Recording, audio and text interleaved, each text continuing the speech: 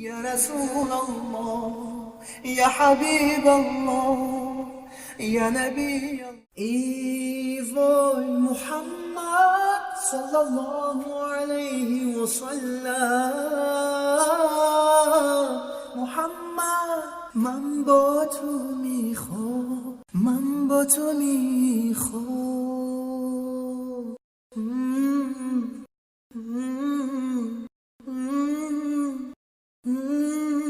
Сахих аль-Бухари 70:17.